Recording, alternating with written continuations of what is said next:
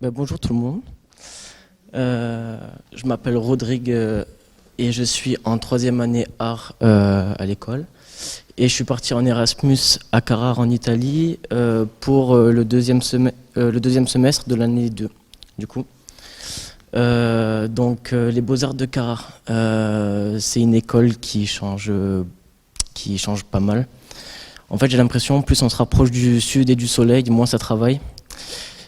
Plus c'est la détente, etc. Moi, j'y suis allé pour la sculpture. C'est une école qui est mondialement connue pour le marbre, pour tout ce qui est héritage, technique, tout autour de la sculpture. Donc, ça va être sculpture sur terre, argile, sur le marbre blanc. C'est la renommée de l'école, c'est tout autour de ça. Il y a aussi des cours sur le bronze, donc on apprend à faire fondre et à faire des moules en cire, etc. Des pièces en cire pour le faire mouler et tout. Il y a des cours d'anglais pour les Erasmus. Il n'y a pas de cours d'italien quand on ne parle pas l'italien, donc c'est un peu chiant, c'est pas grave. Et après, tout ce qui était théorie, donc cours, histoire du design, histoire de l'art, tout ça, je n'ai pas pu le faire parce que je parlais pas italien. Je me suis dit que l'espagnol, ça allait suffire et l'anglais aussi, mais finalement, la réalité, c'est pas ça, quoi. Et pour me faire comprendre, j'ai dû mélanger l'espagnol et l'italien, petit à petit, et beaucoup parler avec les Erasmus allemands, espagnol et tout ça pour essayer de me faire un petit groupe et voilà, essayer d'être à l'aise un peu en Italie. J'ai une pratique qui est plus orientée de la sculpture, donc c'est pour ça que je suis allé là-bas. Et en fait, je travaille principalement à partir de rebuts industriels et des excès de la production contemporaine. Donc en fait, tout ce qui est rebut issu des industries, je vais essayer de récupérer ça et de faire des pièces avec. En Italie, j'ai commencé par le marbre, parce que l'industrie du marbre, c'est énorme. Littéralement, ils vont couper des montagnes pour récupérer les meilleurs blocs, mais tout ce qui correspond pas à leurs critères, en fait, ils vont le bazarder. Et en fait, ça fait que y a des énormes tas de blocs de marbre qui sont pas utilisés. Et la montagne, elle, pour le coup, quand elle est coupée, quoi. Donc j'essayais de faire des choses avec ça. Et après, petit à petit, je me suis intéressé au plastique parce que tout simplement, la ville, Carrare, elle est située juste dans le nord de l'Italie et il y a entre la Corse et la France, ça se resserre un petit peu et il y a des très gros courants et en fait tout ce qui est déchets marins, en fait tout arrive sur leur plage. Donc c'est la plage que vous pouvez voir juste ici, qui là est propre, mais vous allez pouvoir voir plus tard que elle n'était pas comme ça avant. Et donc en fait voilà, donc je suis venu sculpter du coup, et je suis venu utiliser un peu ce que j'ai pu apprendre comme technique là-bas, tout ça autour du plastique. Donc vous allez pouvoir le voir plus tard. J'ai tourné un petit documentaire qui montre un peu ma pratique, et vous allez pouvoir aussi voir l'ambiance, l'école aussi. Et comment est-ce qu'ils travaillent en vrai là-bas.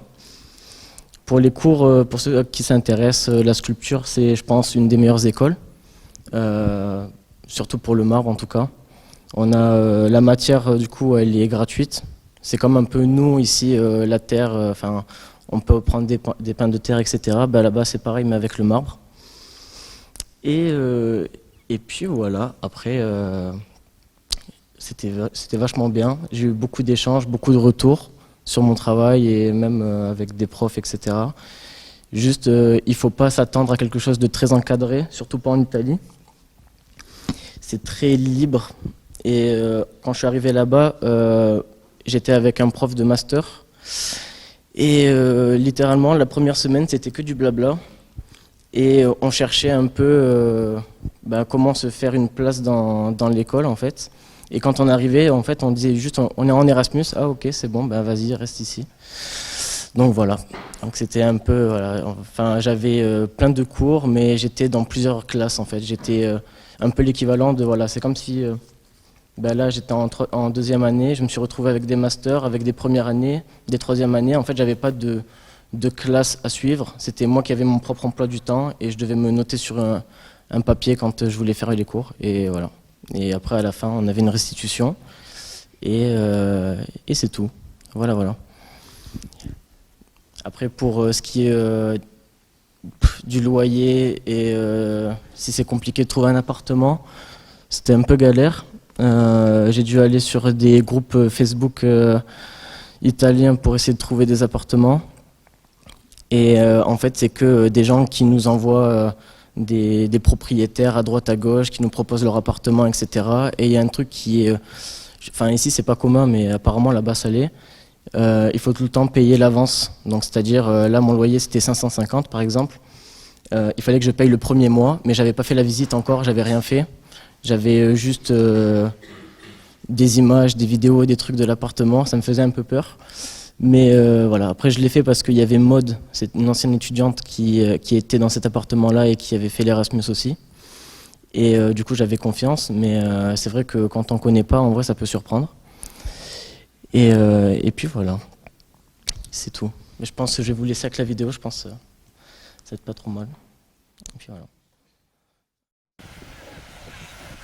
Hanno gettato senza guardare, forme vuote, colori morti, frammenti di vite impacchettate. Il vento li ha presi, il mare li ha bevuti, la terra li ha inghiottiti in silenzio. Ma la plastica no, lei non si dimentica, resta, galleggia, si aggrappa, come un ricordo che nessuno vuole tenere. Disegna un mondo al contrario, un arcipelago di silenzio, dove le conchiglie brillano di petrolio. E lui cammina, attraversa margini, rovine, spiagge. Si piega, tende la mano e dove gli altri distolgono lo sguardo, lui vede. In ogni frammento legge una storia, un grido soffocato, un abbandono, o forse una promessa. Raccoglie un mondo rotto e nel suo atelier ne ricompone i pezzi, non per aggiustarlo, ma per mostrarlo, per rivelarlo.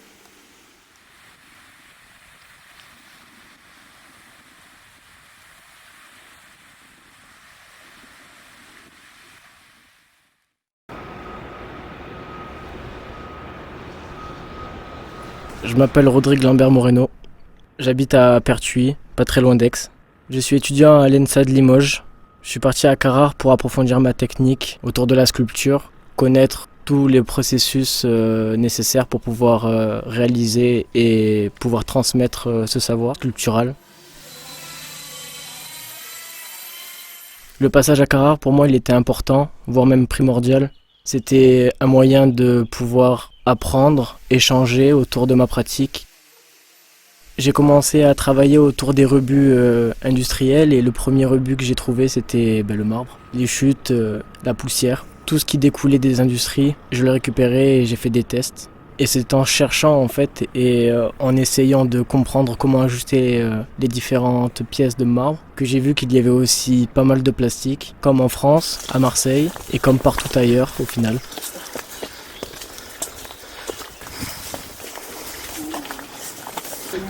Avec les pieds remplis d'eau après à la fin, tu vois. Je serais chaud d'aller monter pour voir juste comme ça. C'est là. T'as vu, genre ça fait comme une sorte de gros trou, après ça a poussé, je sais pas, tu vois, c'est vraiment éparpillé partout, je sais pas.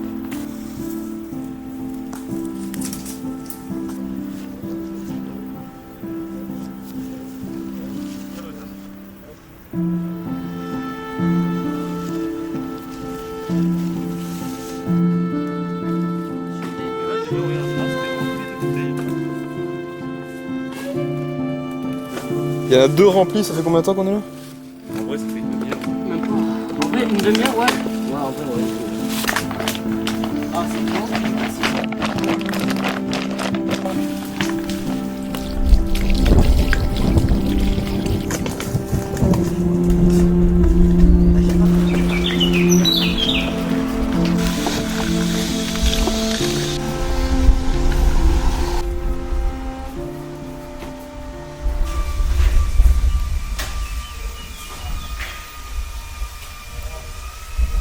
Lorsqu'on entre dans la ville, la montagne est proéminente et c'est la première chose qu'on voit. Ce blanc, pur, on dirait presque que l'on voit de la neige. Mais tout ça, c'est que du marbre. La montagne, c'est la principale source de richesse de la ville. C'est ce qui apporte toute sa gloire. Toute l'histoire, elle est dans la montagne. Et en fait, ces montagnes, elles sont vouées à disparaître si ils continuent à les couper. Donc en vrai, ça fait polémique et il y a beaucoup de gens contre. Et d'autres qui veulent pas arrêter parce que c'est la principale source de revenus de la ville. Le marbre, c'est presque une religion à Carrare. Tellement de gens travaillent dans les carrières. On y verrait presque une ville dans la ville. Un microcosme incessant et bruyant.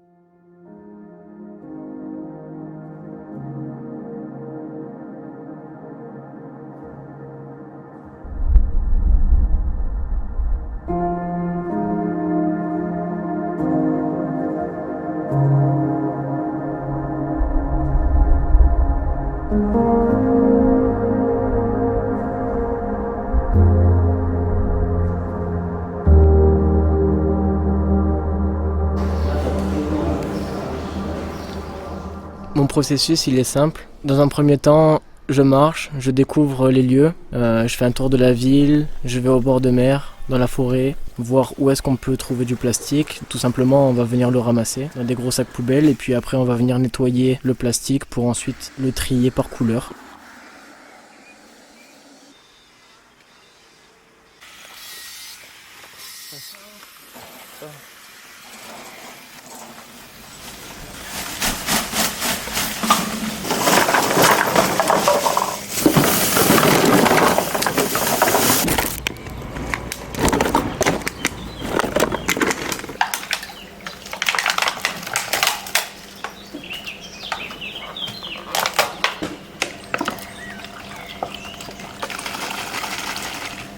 Et puis après le retravailler, le faire fondre. Alors du coup, là, qu'est-ce que j'ai fait? J'ai procédé par couche. Je suis venu refaire le paysage que je voyais en rentrant sur la place Alberica. Je vois la fin arriver et c'est plutôt pas mal. Après, il y a les petites galères du travail, hein, du métier. Ça a pris feu un peu, mais rien de méchant. Hein.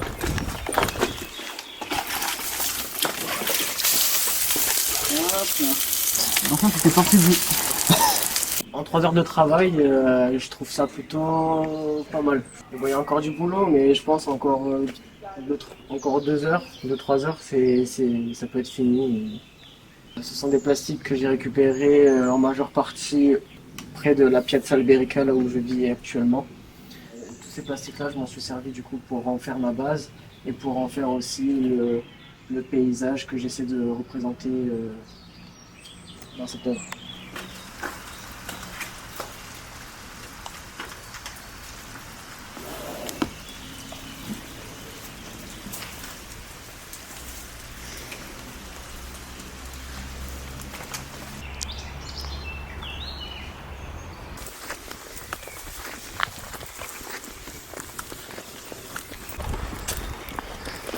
Contrairement au marbre, le plastique n'est pas donné aux élèves.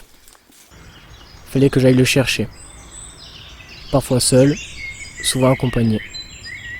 Donc là on va retrouver Mara, Victor et Ricardo, qui sont tous les 3 étudiants à l'Académie des Beaux-Arts de Carrare. Et on va foncer en bord de mer et on va essayer de récupérer le plus de plastique possible pour essayer de faire une pièce assez conséquente. Ah ouais?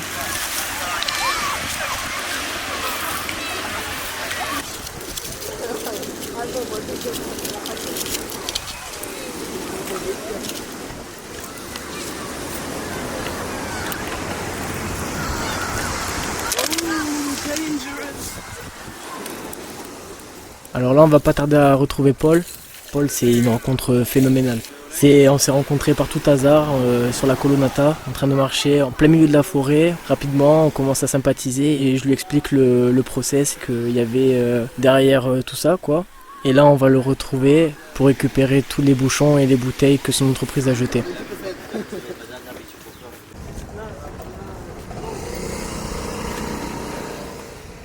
En gros, moi, je vais me servir de ça pour faire ma sculpture, pas utiliser de la peinture acrylique, quoi,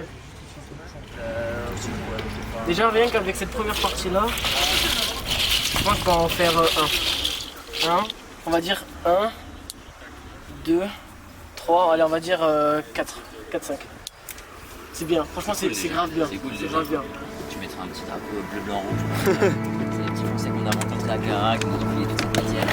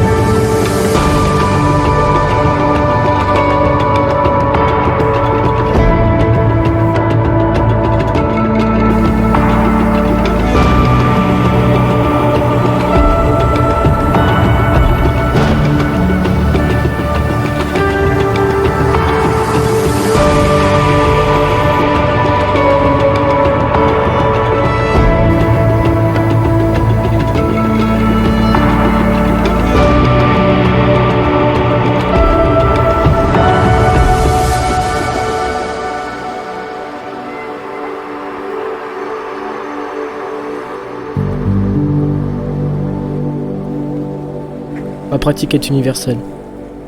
On trouve du plastique sur tous les continents, dans tous les pays, sur toutes les plages, au milieu de toutes les forêts. J'ai eu la volonté de faire remonter à la surface les déchets qu'on a trop longtemps voulu enfouir. Mes sculptures représentent ce qui ne sera peut-être bientôt plus. Paradoxalement, le but de mon œuvre, et tout ce que je souhaite, c'est de devoir arrêter.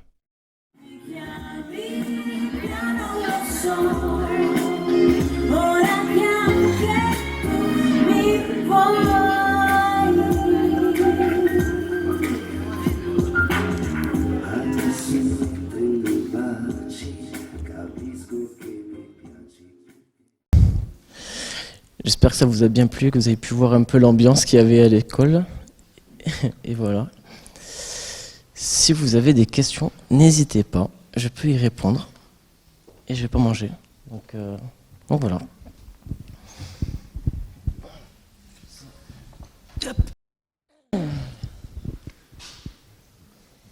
Des questions?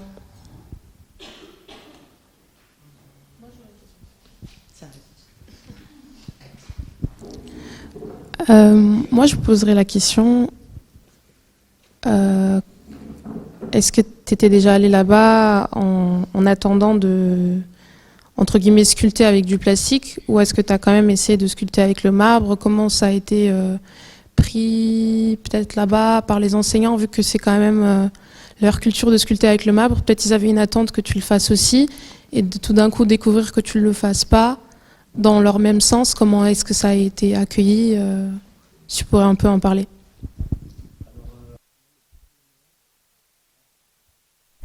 Ah, c'est bon. Là, le premier mois passé à l'école, j'ai fait que de la sculpture sur marbre. Donc j'avais des blocs qui m'étaient mis à disposition et je travaillais avec tout le monde, voilà, c'était des pièces communes. À ce moment-là, j'ai beaucoup échangé avec les enseignants que j'avais. On avait 3 enseignants, 3 profs pour la sculpture. Et en fait, je leur ai expliqué mon processus et ma démarche, de partir de blocs, enfin des rebuts quoi, de tout ça. Et après, petit à petit, j'ai essayé de mélanger le plastique et le marbre. Et après, jusqu'à venir qu'au plastique. Et en fait, ils m'ont dit que dans tous les cas, c'était de la sculpture en soi. Même si c'était différent, ça restait de la sculpture. Et en fait, j'ai eu beaucoup d'échanges autour de ça. Parce que certes, ça peut être vu comme de la sculpture, mais ça reste quand même très contemporain, ça n'a rien à voir, ça a rien à voir avec ce qu'ils ont l'habitude de voir et tout ça. Et il y en avait qui aimaient pas du tout parce que eux c'est très académique, c'est la reproduction, ça va être les bustes et les trucs comme ça, et d'autres qui étaient mais du coup à Monterosso. Donc en fait l'école est divisée en trois secteurs. La partie que vous avez pu voir où il y avait les beaux plans de l'école avec les escaliers en marbre et tout ça, c'est la partie où il y a la bibliothèque, où il y a les cours de peinture. Et ensuite après il y a un autre endroit où ils font de la vidéo, du son et de la photo. Et aussi il y a une classe de design. Ensuite il y a Monterosso où il y a toute la pratique contemporaine, donc ça va être c'est là où il y aura l'atelier volume, donc bois et métal. Il y aura aussi un espace libre pour les étudiants pour pouvoir travailler, et souvent là ils font beaucoup de sculptures en argile. Et c'est aussi là où il y aura les cours de restauration d'œuvres, donc restauration de fresques et des sculptures aussi. Et il y aura des cours, il y a des cours de formatura, donc c'est pour faire les moules en fait. Donc voilà, là pour faire les moules, donc on a c'est des moules en silicone, c'est pour faire des pièces, plusieurs fois les mêmes quoi. C'est pas des moules à usage unique. Et en fait on paye rien du tout. Donc ça c'est plutôt cool. Et puis après, moi je travaillais du coup à Monterosso et à Padula. Padula, c'est du coup dans la vidéo, c'est quand je rentre et qu'il y avait tous les blocs de marbre sur la gauche. En fait, voilà, c'était un peu l'ambiance, tout le monde travaillait en plein air. Et aussi, voilà, les cours variaient beaucoup en fonction de la météo. S'il faisait beau, on pouvait travailler et faire de la sculpture. S'il faisait moche, du coup, là, c'était cuit parce qu'on ne pouvait pas sculpter sous la pluie, quoi. Et il n'y avait pas la possibilité de travailler à l'intérieur parce qu'ils avaient des soucis, de ventilation. Et quand tout le monde travaille le marbre, s'il y en a certains qui ne sont pas protégés, en fait la poussière de marbre ça provoque des cancers et des trucs. C'est comme si en fait tu faisais de la porcelaine ou de la céramique et que tu avais la porcelaine qui soufflait dans tous les sens, quoi. Donc en fait ça variait beaucoup en fonction de la météo. Et j'avais mon prof du coup référent qui lui était vachement pour, et lui justement il me poussait à faire que ça parce qu'il me disait en fait on est là que 4 mois et lui ce qu'il voulait voir c'était comment est-ce que je m'empare de mon Erasmus, comment est-ce que je m'adapte aussi à une ville qui n'est pas la mienne, et déjà le simple fait de me faire un réseau italien alors que je suis français et je parle pas la langue, pour lui il trouvait ça vachement fort. Et en fait j'étais encouragé justement à faire mes projets perso plus qu'à faire du marbre parce que je suis à Carrare et faire ça, voilà. Parce que certes, c'est réputé pour ça, mais en fait, si tu viens dans l'école et que tu peux pas faire tes projets perso, tu as l'impression juste d'apprendre une technique, de faire un projet, mais en fait, tu t'es pas emparé pleinement du truc, et en fait, c'est ça qu'il voulait surtout pas que je fasse. Voilà. Voilà. Si vous avez d'autres questions. Pas d'autres questions? Merci beaucoup, Rodrigue. Merci à vous.